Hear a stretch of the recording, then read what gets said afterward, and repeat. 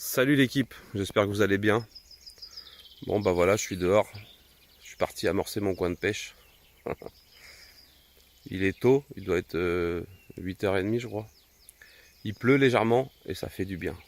Il a fait 28 degrés, 27 degrés pendant 2 jours. Bon, ça me dérange pas, la chaleur ne me dérange absolument pas. C'est vrai qu'un petit coup de pluie comme ça, léger, hein, qui te détrempe pas mais qui te fait du bien, qui fait un peu de fraîcheur, on va pas se mentir, c'est excellent quoi. Je voulais revenir sur deux, trois choses qui m'ont été envoyées. Donc déjà, premièrement, le jeune qui a eu la jambe complètement éclatée lors d'une course-poursuite, contrôle de police, on ne sait pas trop pour l'instant. Apparemment, le policier aurait ouvert sa portière, ce qui est vraiment très dangereux. La preuve, il est blessé gravement. Il a perdu sa jambe ou il va la perdre ou je ne sais pas trop. Mais encore une fois, c'est une bavure parce que c'est dans aucune procédure française, tu ouvres ta portière pour stopper un individu. Au contraire, ce qui est préconisé quand on fait une course-poursuite avec un individu, c'est que si ça devient trop dangereux, on laisse courir. Et comme généralement ils connaissent les clients à qui ils ont affaire, ils vont les chercher plus tard et ça se passe un peu mieux, il y a moins de casse. Là vraiment c'est un excès de zèle ou je sais pas, ils ont pété un plomb au niveau de l'adrénaline. Bon, le mec est en motocross, donc déjà d'une c'est pas excusable parce qu'on roule pas sur la route avec une motocross, c'est pas homologué. Mais bon, je vais pas vous refaire le discours de la loi. Mais encore une fois, ça fait un blessé, donc ça fait beaucoup. Le mec qui se jette du pont en Charente parce qu'il a eu peur de la police, il est décédé. Le décès à Béziers, hein, pareil, on n'entend plus parler pour l'instant, il n'y a pas de suite, on ne sait pas trop. Encore une fois, ça a été étouffé, hein. Et on a ce jeune là où ça s'est complètement embrasé hier dans ce fameux quartier de Villeneuve. Voilà, donc encore une fois, un exemple de plus bah, du respect des procédures imposées aux forces de l'ordre pour intercepter quelqu'un qui n'ont pas du tout été respectées. Moi j'ai vu la vidéo, c'est assez dramatique, il y a du sang partout au niveau de sa jambe, donc je pense qu'elle est vraiment très mal au point.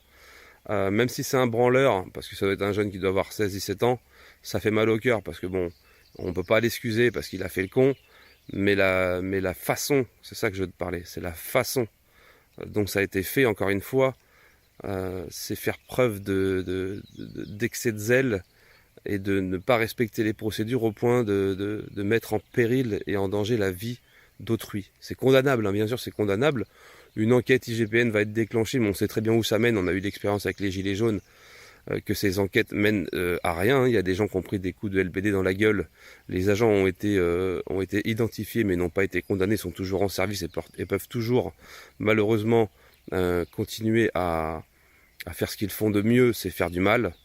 Donc on est vraiment dans la merde au niveau de la hiérarchie policière et des services mis en place pour corriger ce tir qui ne fait absolument pas son travail et qui protège ses fonctionnaires plutôt que de les sanctionner, de donner un exemple et de rassurer la population en disant on fait le vrai travail, vous inquiétez pas, on veille sur les malfaçons et les dérapages dans la police, ce qui n'est pas du tout le cas.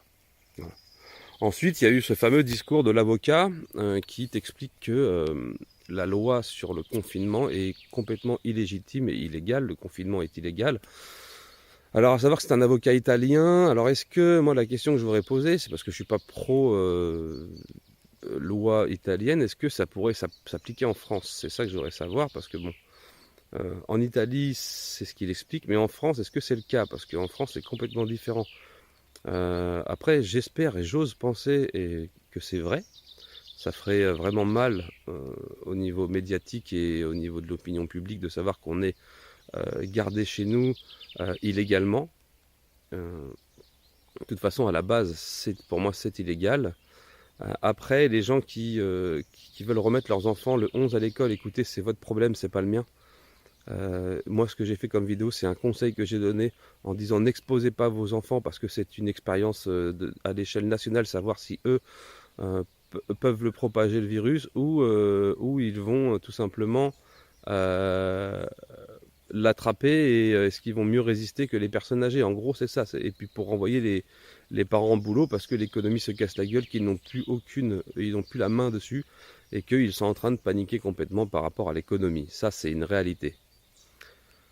Euh, donc ça, c'est vraiment quelque chose qu'il faut. Et ensuite, je vais mettre une grosse tarte dans la gueule à tous les gros youtubeurs parce que ça commence à me casser les couilles. Alors tous les gros youtubeurs qui ont des millions d'abonnés, j'aimerais bien que ce message leur soit transmis, j'espère, j'aimerais bien, bref, on verra. Ça tout dépend de vous en mettant des pouces bleus et en partageant la vidéo.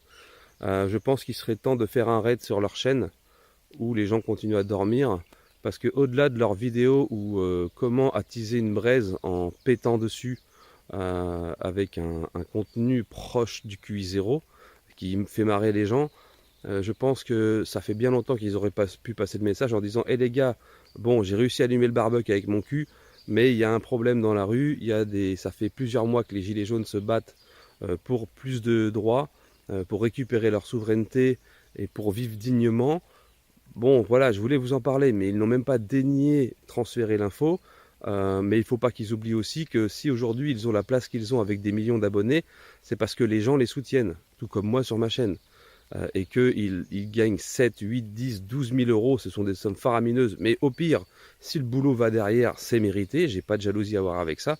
Mais ils pourraient quand même faire le boulot parce qu'ils ont quand même un audimat qui est bien plus exponentiel que le mien ou celui d'Ernesto ou celui du Maquis, etc.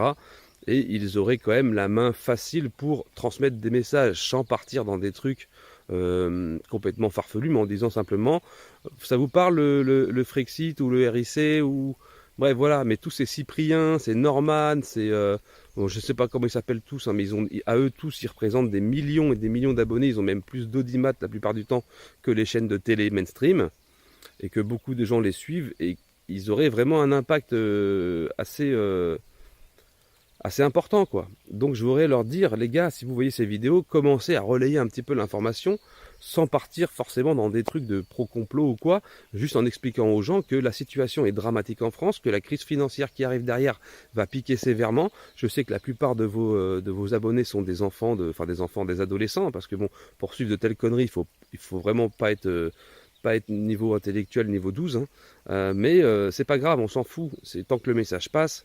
Pour moi, c'est important, donc c'est à vous aussi de fédérer, les gars. C'est pas parce que vous avez des millions d'abonnés que vous pouvez vous sentir à l'écart de tout ça. C'est bien beau d'engendrer de la big money, de la grosse monnaie YouTube et des sponsoring et tout, mais à un moment donné, vous avez quand même une responsabilité, la responsabilité d'avoir un auditoire et de pouvoir leur transmettre de vraies infos. Or, en ce moment, vous ne faites absolument rien de tout ça. Vous vous terrez dans votre confinement à continuer à raconter un tas de conneries et à faire des tutos de merde. Je vous dis, dans le style, je vais allumer une allumette avec mes dents ou une connerie dans le genre, je sais pas, je te sors ça au hasard. Mais voilà, mais absolument pas, vous avez parlé des problèmes qui allaient subvenir en France derrière cette crise. Vous parlez, vous faites peut-être des petites cagnottes pour les soignants, c'est une belle chose déjà. Mais à quel moment vous allez alerter vos abonnés pour, pour tout ce qui va s'en suivre en fait. Voilà. Bref, je me fais pas d'illusions sur le fait qu'ils vont bouger leur cul parce que je pense qu'ils sont absolument pas intéressés par ça et qu'ils préfèrent rester dans leur petit confort et leurs sommes faramineuses qu'ils engendrent chaque mois par rapport à leurs sponsors et tout. Dans ce cas-là, ce serait des chaînes à boycotter ou des raids seraient intéressants d'aller balancer des noms de chaînes sur leurs commentaires, pas forcément la mienne, mais des chaînes de vérité, genre Thinkerview, genre de vraies interviews, où ça balance du lourd. Voilà, vous avez compris la démarche. Voilà. Ah, il pleut de plus en plus, j'adore. Oh, je suis sous la pluie, je suis bien, tu peux pas imaginer. Bref. Là, ça commence à bien... Toi, là c'est un temps là à poser les câbles, tu vois. Écoute ça, là. Tu vois un peu le délire. C'est pas genre fou, quoi. En bref. Donc bon, je voulais en terminer là-dessus. Merci à ceux qui s'abonnent. N'hésitez pas à partager la chaîne un maximum. J'ai fait la première vidéo. Vous avez vu que ma chaîne n'a pas changé d'objectif. Je fais toujours une vidéo par jour. Ça n'impacte absolument pas. Mais j'ai quand même fait la première vidéo pour les membres souscripteurs qui a été publiée hier, qui ont déjà commencé à la regarder.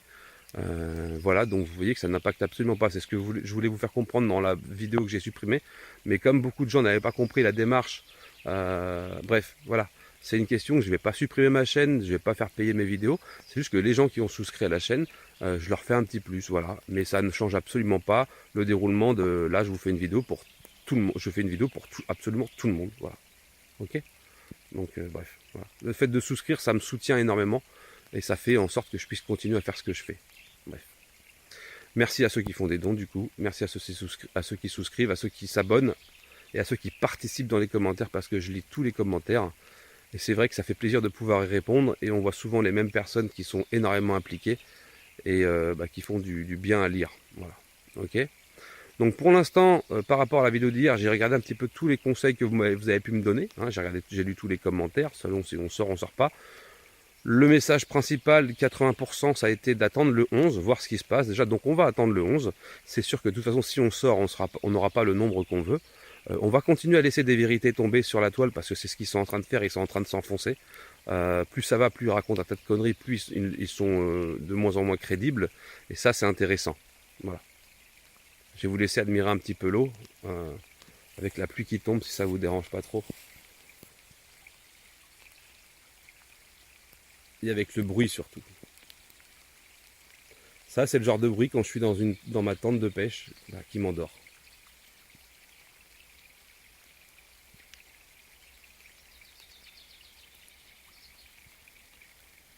C'est ça qui manque à beaucoup de Français, c'est le retour aux sources, le retour à la nature. Voilà les amis. Ok. Donc portez-vous bien. Essayez de passer un dimanche reposé. Moi j'ai bien dormi, je vais un petit peu mieux qu'hier. Mais j'oublie pas mon engagement envers vous, mon engagement pour ma famille. Et je ne lâcherai absolument pas l'affaire. Voilà, c'est tout ce que je peux vous dire. Ce qui ne tue pas rend plus fort. Et jusqu'à preuve du contraire, pour l'instant, on est devenu bien plus fort. Et c'est ça qui les inquiète là-haut, c'est que la peur de nous déconfiner, ils savent très bien qu'à partir du moment où ils vont nous déconfiner, leurs jours seront comptés au sein du gouvernement. Voilà. Bon, je vais vous laisser sur ces petites paroles. Portez-vous bien. On lâche rien. Force et honneur. Tchuss.